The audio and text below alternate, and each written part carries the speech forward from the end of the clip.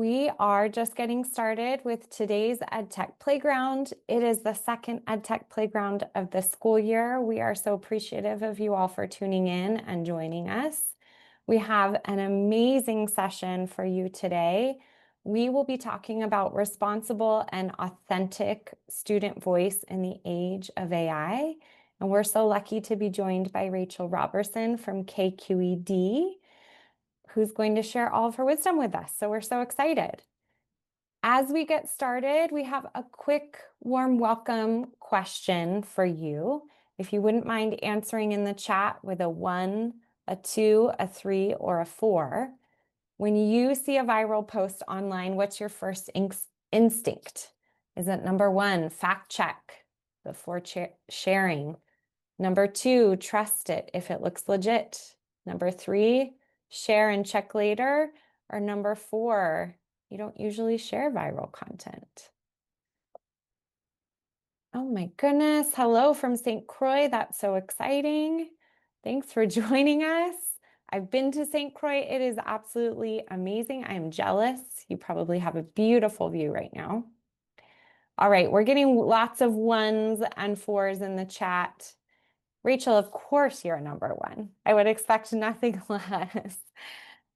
All right. Thanks everybody for participating in the chat. We would like to welcome you to the EdTech Playground, which is put together by our Teacher Innovation Network team. My name is Stephanie Sumarna. I work at the Santa Cruz County Office of Education as an EdTech and Innovation Teacher on Special Assignment. And I'm so lucky and honored to be working with an amazing group of ladies. Sarah, if you want to wave and say hello. Hello. Sarah Kolbeck, the EdTech Coordinator at Shasta County Office of Education. And then our 2 colleagues, Anu and Tani, who are unfortunately not able to be here this evening. But we, ironically, are all from SCOES. This is our 3rd, Sarah, is that correct? 3rd year of offering EdTech Playgrounds? Yep. Free virtual professional development. So thank you so much for joining us. We would love to know where you are from, because we tend to have people joining us from all over, as evidenced by people tuning in this afternoon from Las Vegas, from St. Croix. It's super exciting. So in just a moment, Sarah is going to put into the chat a link to our map. If you haven't already joined our map, we'd love for you to drop a pin just so we can see and track where people have joined us from. So again, Sarah dropped that link in the chat. We'd love to see where you're tuning in from. And today, we are going to welcome and introduce our guest speaker, turn it over to Rachel, and then come back to our team for a quick closing. So without further ado, I'd like to introduce Rachel Roberson. She is KQED's Senior Program Manager, where she brings together her passion for student voice, media literacy, and civic storytelling to support history and social science educators and classrooms. As a nonprofit public media partner, Rachel leads the development of KQED's Youth Media Challenge curriculum.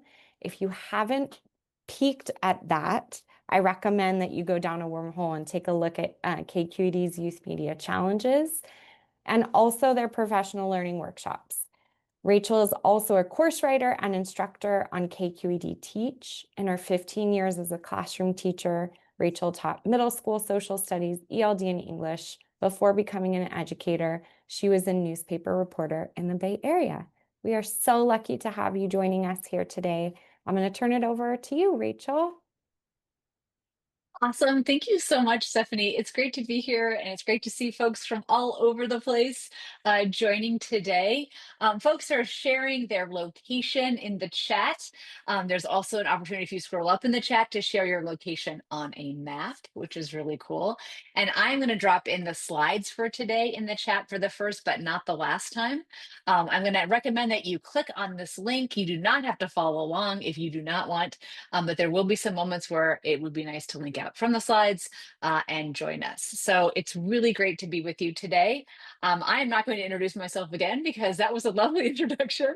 But I do want to point out that all the things that Stephanie mentioned in her introduction that we do at KQED Education are linked in the slides. So on this slide where you see my face, do not look at my face, look at the other side of the screen where all of these things KQED Teach, the Youth Media Challenge, and PBS Learning Media are buttons that you can press and go down that wormhole when you choose. And we really very much hope you do. KQED Teach is a site for you as educators, for your media literacy professional learning, and the Youth Media Challenge, if you are a middle or high school teacher, is a place for your students to make and share media about everything going on in their lives, what they're learning, what they care about, and their passions. So we hope that you check that out. And then these are some links to some courses around kind of the topic that we're going to talk about today. And so you can jump in. Our courses are sort of free and they're available anytime you want. So you can just kind of jump in and poke around if you'd like to do that. So we're going to do another check-in. Get ready. And we're going to go through this kind of quickly, but I love doing this to open up this topic because I think it's something that it helps ground us in kind of where we are. So the first thing I'd like you to put in the chat, and you don't have to put everything, you can just put a few little things, is what are one or two ways you are right now, not this very minute, although maybe, but way that you right now in your teaching practice and your job as an educator, what are you using AI for in your job as an educator? What's something that you use it for? Someone provides PD on AI. Great. Would you like to take over? Come on down. So essay feedback, lesson plans and grading, lessons, brain breaks, planning PD and research. What else do you use it? So I see planning, lesson planning, grading, summaries of research stuff that you might use for your in your practice, reviews, lesson planning, video and audio stuff, getting ideas, so brainstorming kind of around. Excellent, amazing.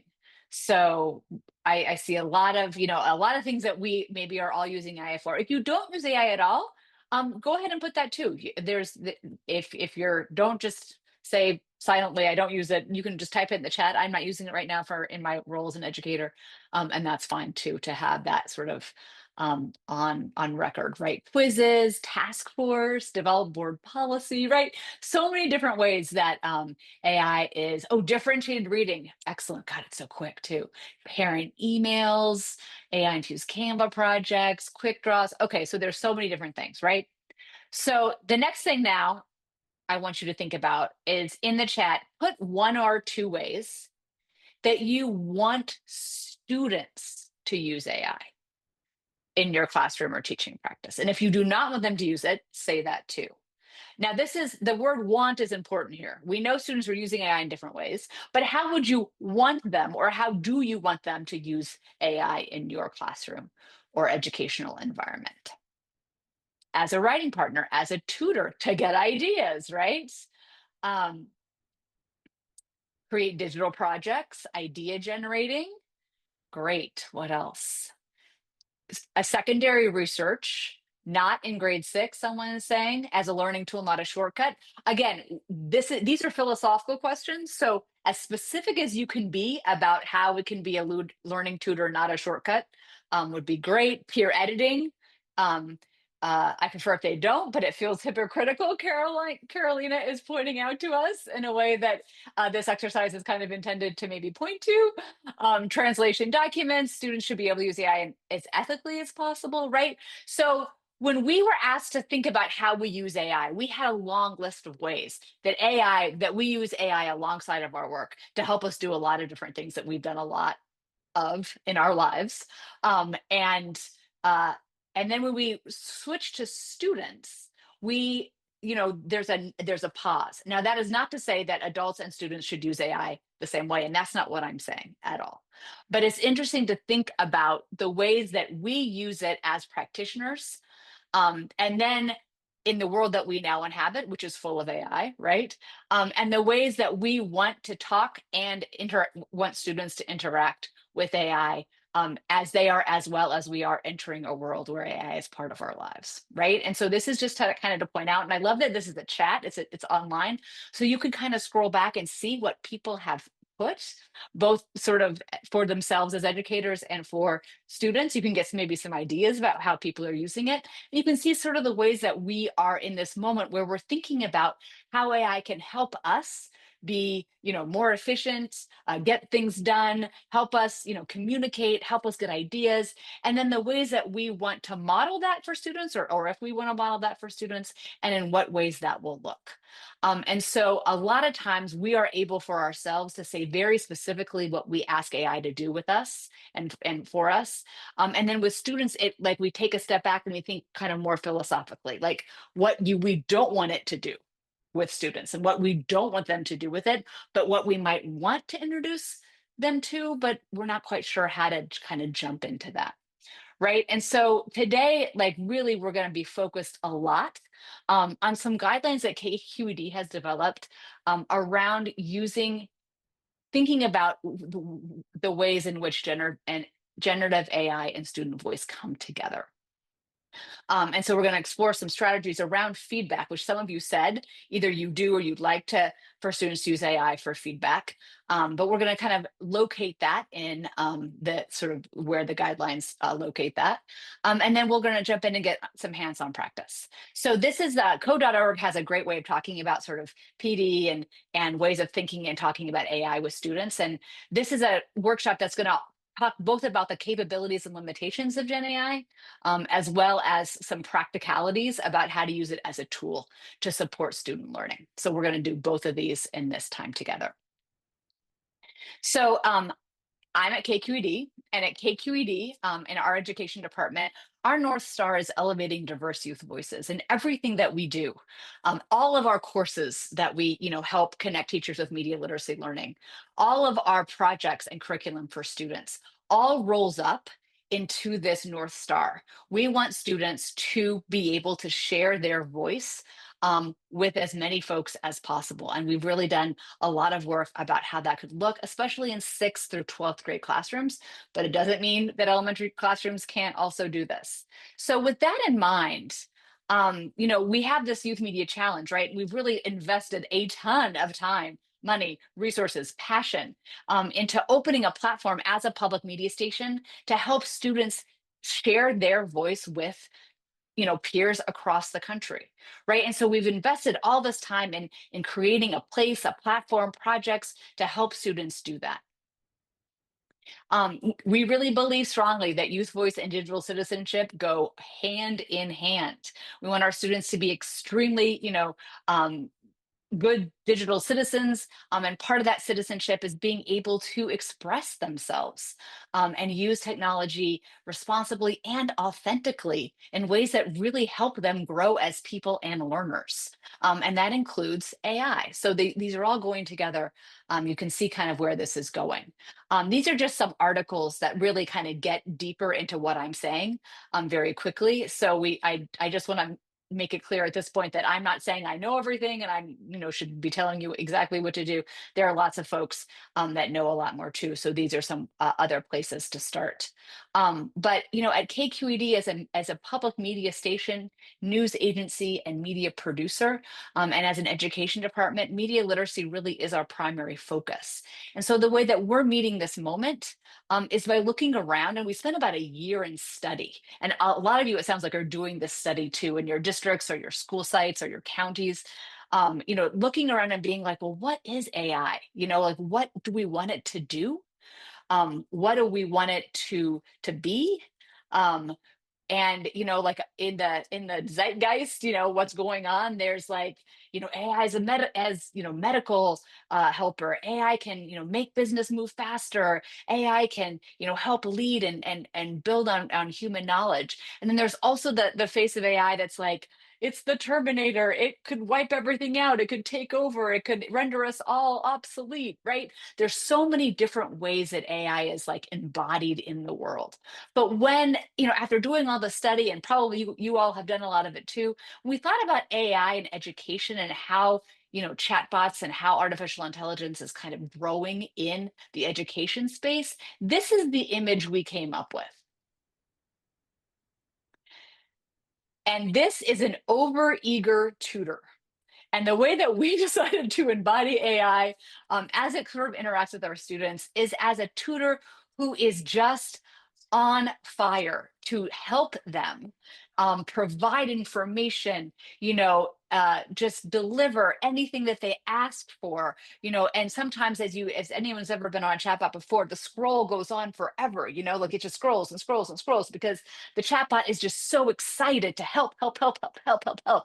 And we as educators are like, wait, in the same way that we do when we have an overactive TA in our classroom or an overactive older student who comes in to help our students, right? We say, wait, hold on, chatbot, you are too much. You are doing way too much. And we need to, as educators, be the adults, be the educator in charge of guiding and shaping the way our students interact with AI so it doesn't just take over because all it wants to do is just like help, help, help, help, help. And sometimes that's great if are trying to like brainstorm lesson ideas and you need a lot of information, but it's not that great if a student is trying to learn a new task or vocabulary or do a project. We don't want the older student or the chatbot or any other overeager tutor to come in and kind of take over and push the student aside. And so this is kind of how we imagine AI in an educational setting.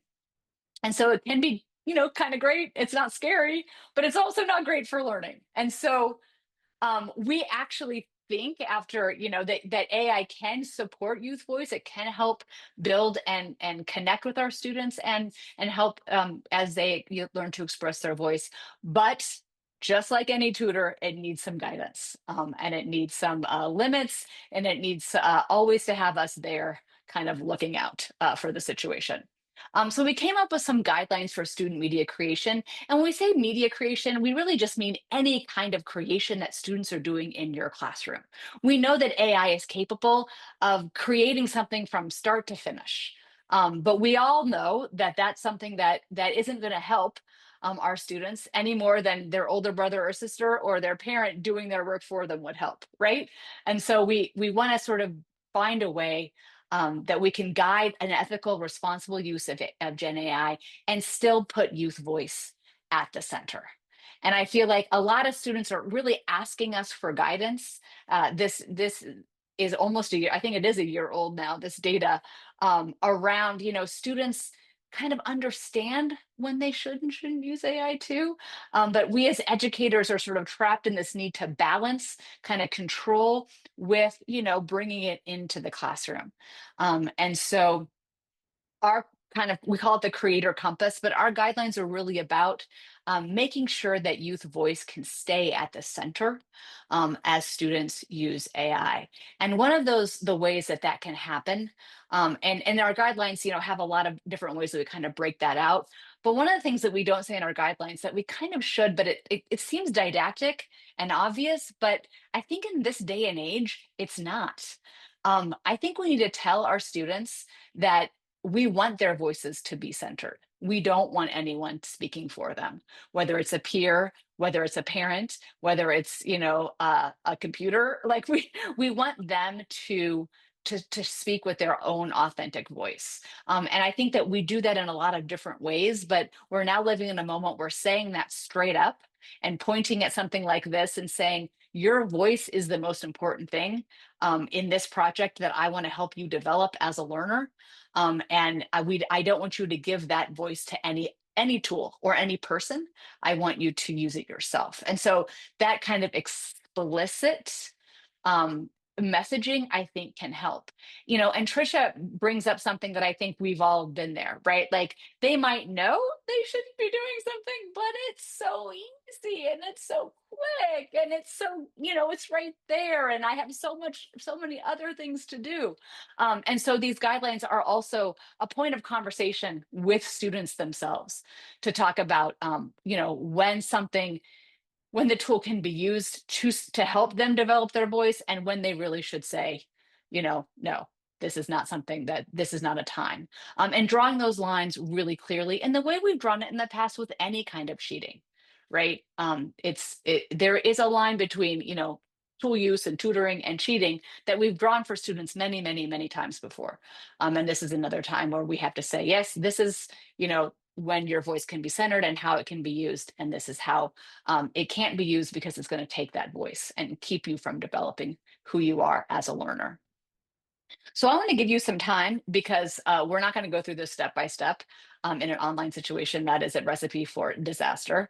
So I'm going to set a timer for 5 minutes. And if you have the slides, which I just dropped in the chat again, but I'm going to do it one more time, I would love for you to navigate to this slide 19. And I want you to find a link to our guidelines. And I'm going to click in here to show you. And then I'll get the direct link if you just want to cut out the slide middle person and go right to the slides. And I want you to take about 5 minutes and look over the guidelines. And I want you to think about what they are and what they aren't. I want you to notice, things that stand out and resonate with you. I want you to, make maybe jotting some notes about what you wonder or what you think about. You can use the chat as your note as you're reading, if you just want to put things in the chat live. How they align with guidelines that your district or you might use. How are they different? Put them in conversation with that. And any kind of questions that come up for you. So I'm going to set the timer for 5 minutes, and I'm going to go silent. And I'm going to ask you to go to the guidelines, read them over. That you can also print them, at another time. There's a printable format. And just kind of think about what you notice and wonder and what questions you have. Pop them in the chat as they occur to you, or make notes and save them for the end. And we will come back together in a little over 4 minutes.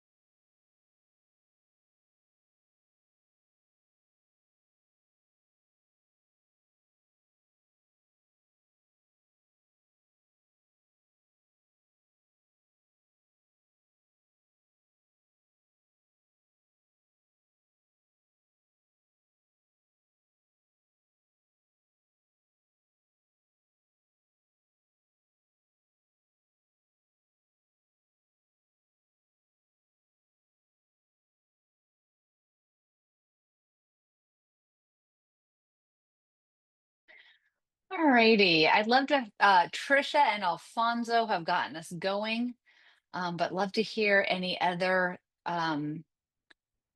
noticings or wonderings or questions in the chat. Please drop them in. Thank you, Ken. Please feel free to share it with whoever you want. Trish writes, I like how youth voice is centered in the compass. That's really obviously intentional. And it's something that you can start off if you want to bring these guidelines to students or colleagues. Why do you think youth voice is in the center? Why is that the center of everything else that comes after? And have a conversation with students where you explicitly say, your voice really matters to me, and I want to help you develop it and support you to do that. I don't want you to cede it or give it to anyone else. Other comments around or questions, wonderings, the environmental impact of AI and plans to offset it, right? And so that's another whole conversation to bring in with students, right? Like, this is how you might use it academically, but let's think about how we should or shouldn't use it on a societal level.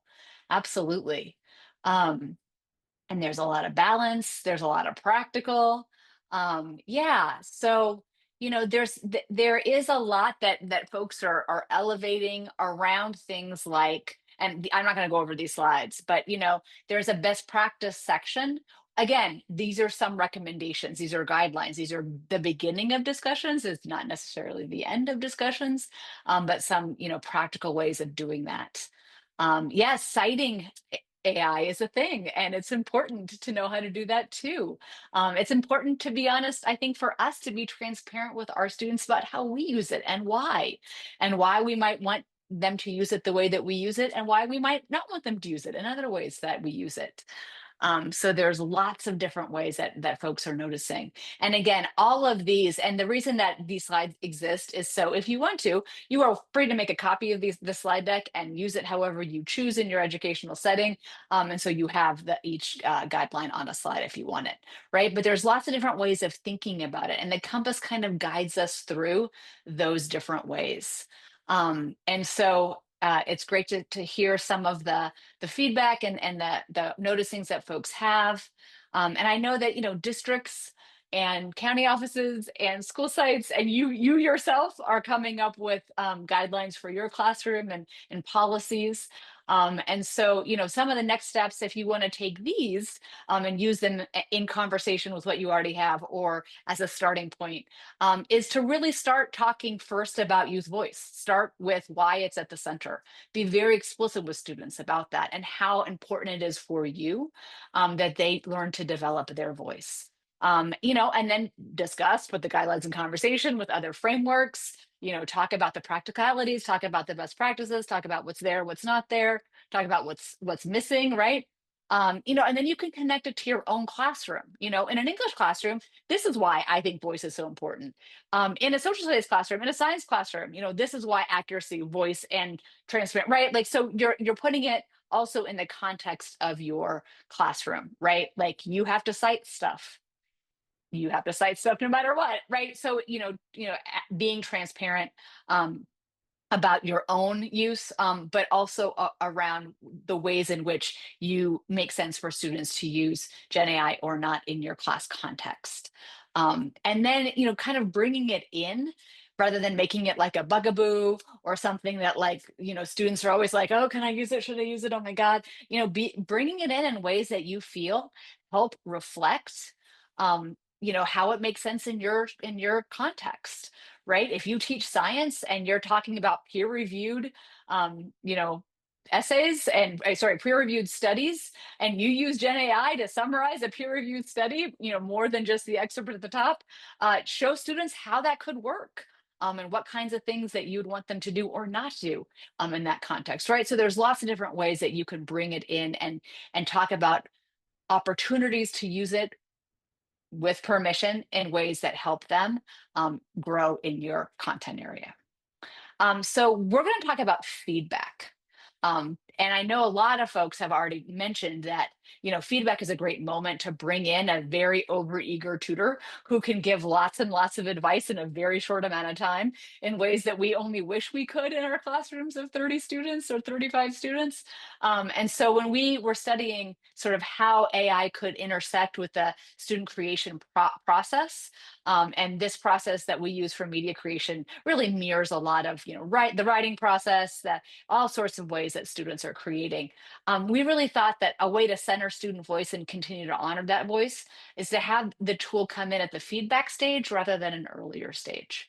And you probably noticed on the guidelines, we really recommend that students draft without the use of a tool, just to really center their voice, to get what they want out there before they bring in that assistant. So love that resources folks are posting in the chat. Keep that up. And so the reason that we like Gen AI tools for script feedback or any kind of writing feedback is that they are so quick. They are so quick. And with the right kind of prompting, they can also model, and they can also provide options. They can also provide encouragement. They can really be, a tutor with guidance. They can also focus only on what you want them to focus on. And so they can be aligned with the requirements of a project or a skill or strategy that you're working on. So there's a lot of things that the tool really does bring to the feedback moment. But we would recommend, again, I shouldn't say you have to, we would recommend at KQED with our guidelines at the center that you prompt it really with that youth voice at the center. And the way that we, after doing lots and lots of prompt engineering, came up with to do that. And again, this is just one way, but it's one way that we saw was effective, would be to tell the AI who it is, right? Tell them that you're a tutor for a middle school student. You're a tutor for a high school science student. You're a tutor, right? So be specific. And then give it a specific learning goal. So it's not just like doing every single thing that like it thinks the student should change, right? You really need to limit the feedback that it gives students, right? In the same way that we would not, give students feedback, that just covered their paper with red ink or whatever color ink we use, right? We want the chatbot to also limit that response to something that students can take on board and think about. And then you can boss around a chatbot and in a way that it'll remember, in a way that maybe a TA in your class will not remember, right? So you can be very explicit about what you want it to do and what you want it not to do, and then you can test it and see how it works.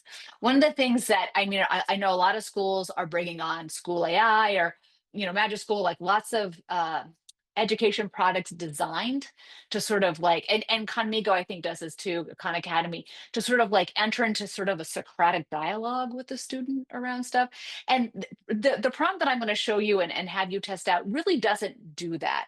It's really meant to be kind of like a peer feedback, like shot in the arm, and get students going in a way that we would have them if they worked with a partner. Again, not to say they should not be working with a partner. That is important too.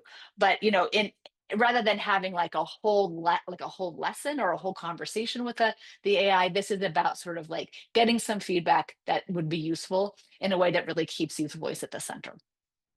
So this is how it would work.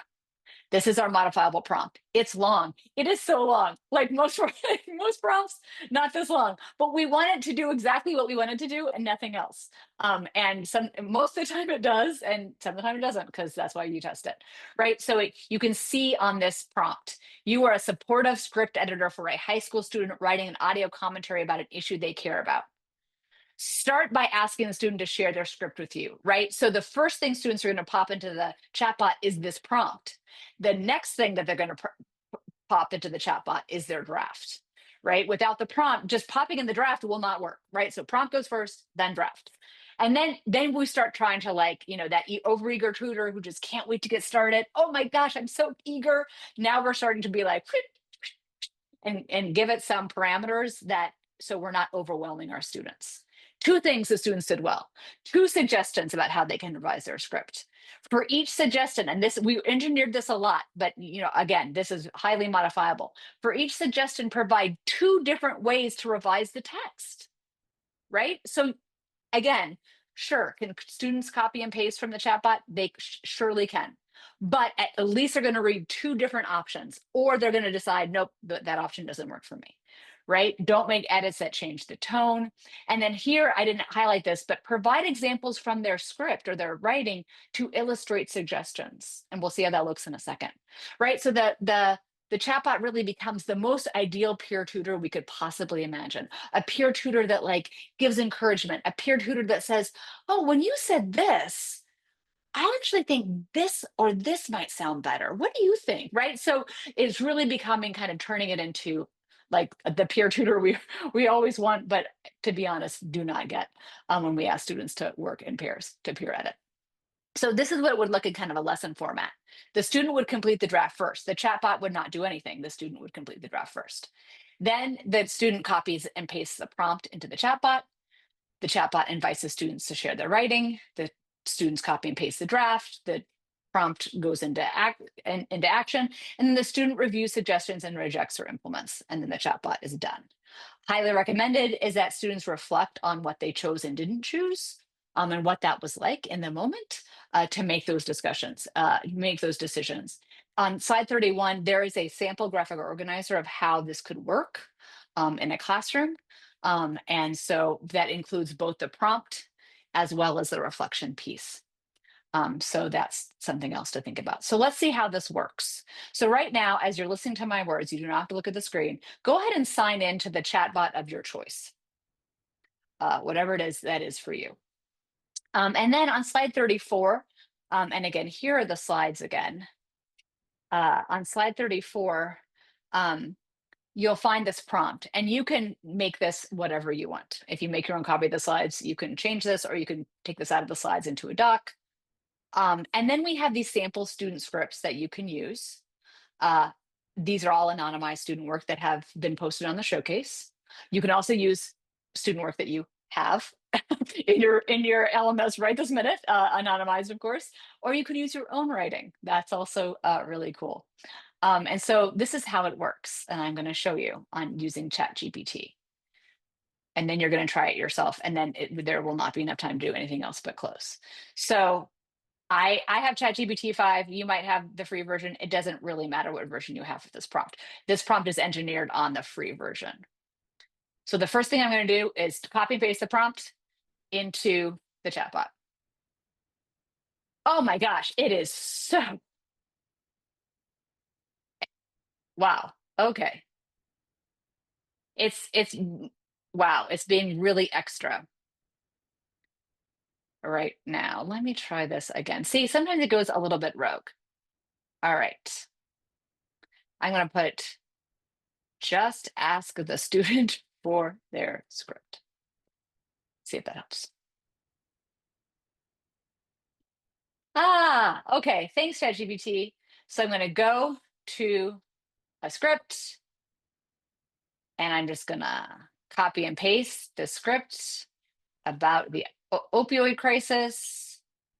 Actually, just kidding. I'm going to do a shorter. I'm going to do animal cruelty.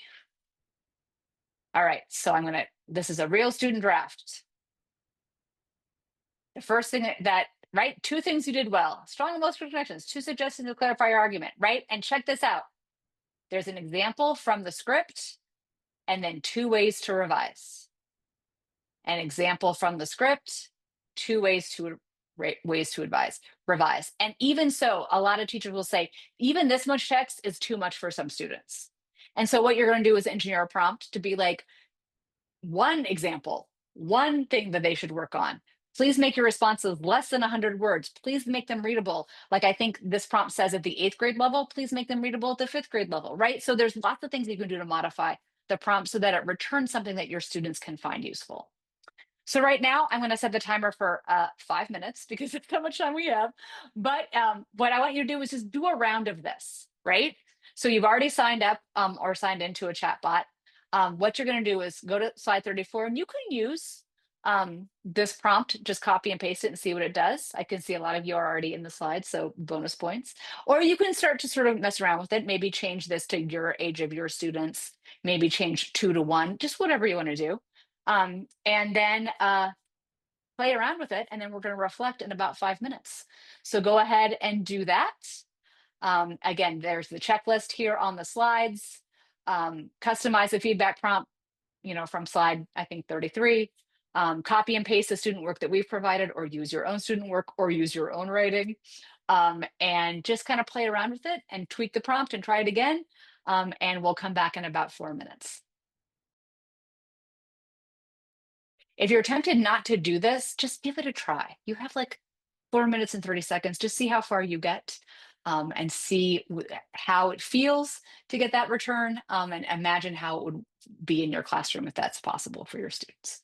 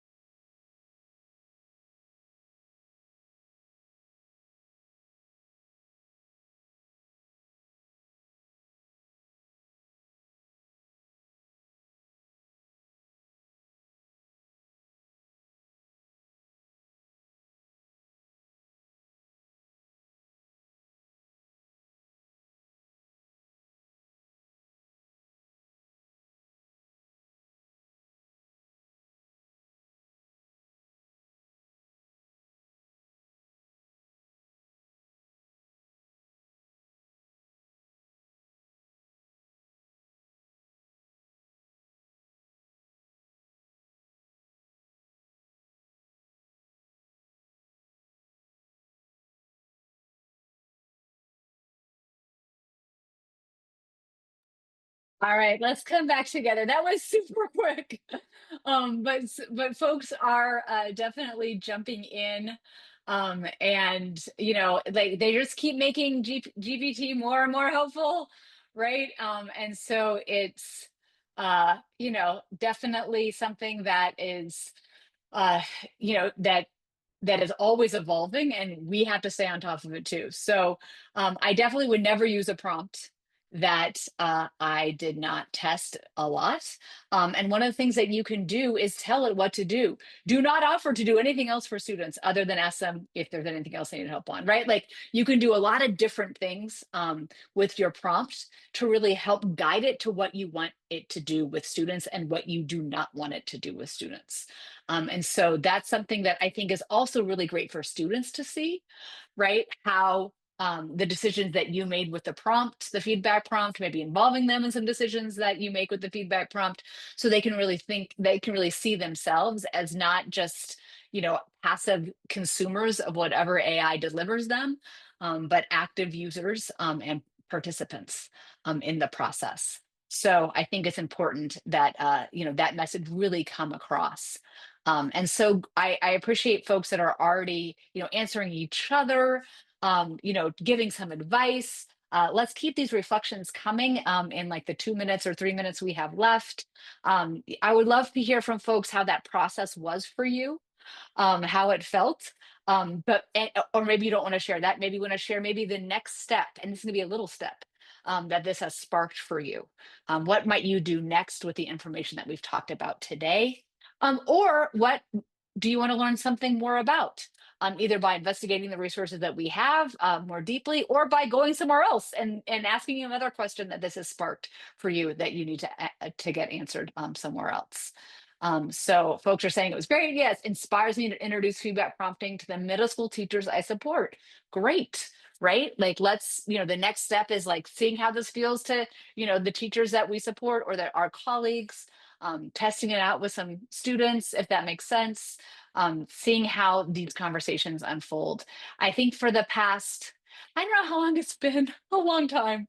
We're living in a world that we're discovering and unpacking with our students as it's happening, as opposed to having gone through it all before and then sharing our experience with them as experts. We're all really building our expertise in this moment together. And so it's a little bit unsettling, to say the least, but folks are really, thinking about where to jump in. So again, the guidelines are meant to be a starting point, a way to have these conversations, a way to bring it out into the open with students, and also a way to reinforce how important their voices are to us, and how how we want to guide them to meet the moment that we're all experiencing, like literally at the same time, simultaneously. So yeah, please continue to drop your reflections in the chat. And we would like to invite you to keep learning with KQED. Again, here are the links to the courses that we have that are really AI centric. One of them is around misinformation and AI and kind of how that works. We're also actually having a live event, like a workshop, an online workshop around that on November 4th, but it is a very West Coast friendly time. I apologize for that. It is an EdWeb. Those usually are really great. They're always recorded, so you can always go back. But yeah, not the best time for the West Coast. And then if you want to get into media making, speaking of student voice, we are excited to have a student documentary workshop with the National History Day and PBS and KQED on December 9th if you want to register for that. So there's lots of different opportunities that we provide to help just keep this conversation going, and to build skills, both around youth voice centric stuff and also around using AI and how we do that. Deb writes, is there somewhere to get the sample scripts to try out for the modified prompt I created? Yes, Deb, they are in the slides. Can someone put a link to the slides in the chat? Let me go back to the sample script page. Yeah, if you go to slide 35, you can link out.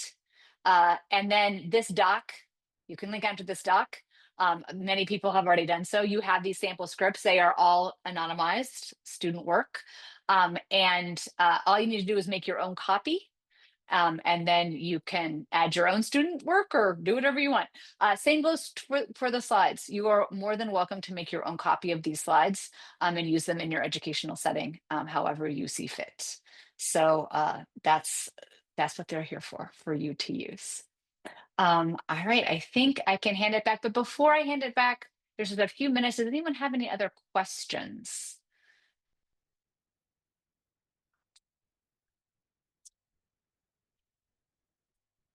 Yay. Use the slides to get credit. Thank you, Helena.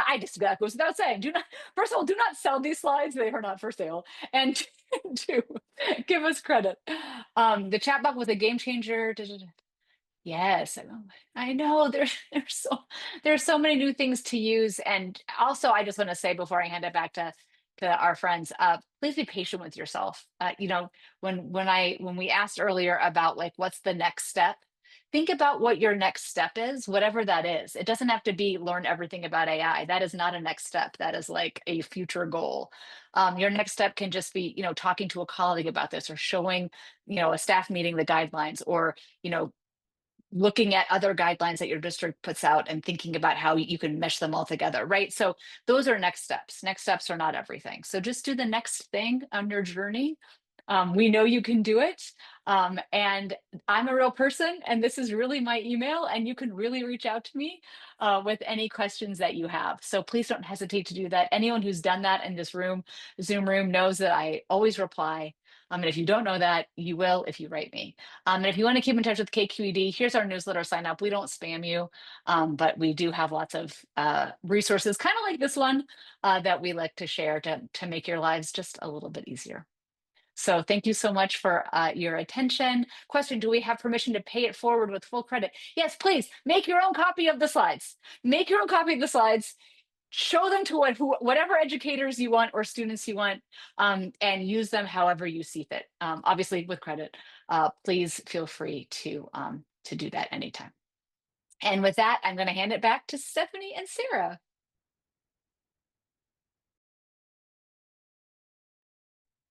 Thank you so much, Rachel. That was awesome. Lots of great comments and ideas in the chat, and people excited to take your resources and use them right away. So thank you again so much for sharing. I know I immediately sent your generative AI guidelines to my colleague over in the next office, and I'm like, I want to talk to you about this tomorrow. So it's already spreading. So thank you so much. I'm going to pass it back to Sarah to close us out. Thank you so much, Stephanie, and thank you so much, Rachel. I think when you attend PD that you can literally walk away before the PD is over with something that you've created and can use immediately. It's been a good one. So thank you so much for being here with us today and sharing the feedback prompt and the GenAI guidelines. And it was amazing, and it went too fast. So thank you again. And in the chat, just for our teacher innovation team, we have our closing thoughts optimistic closure Padlet, just for you to share some of your takeaways. We can all learn from each other as well. And then our next playground is going to be with Kat Goyette from CDE, and she's our computer science coordinator for the state of California. So we'll be back together on December 2nd.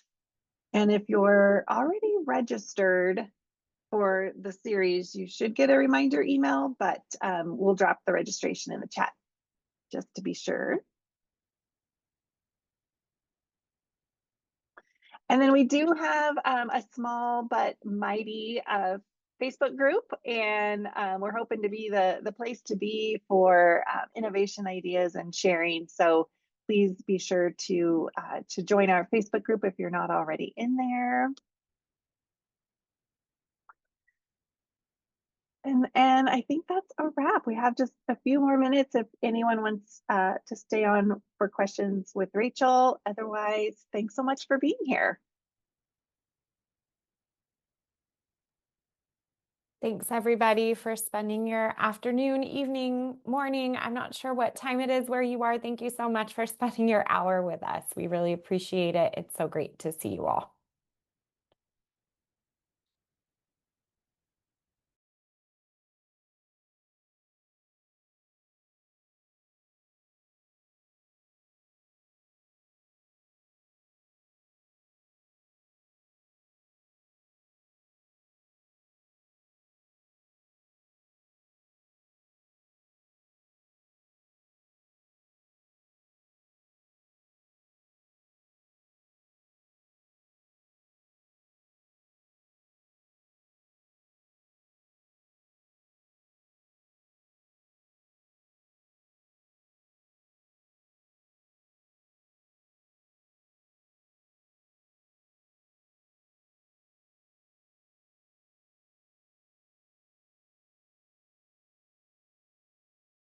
Thank you so much, friends.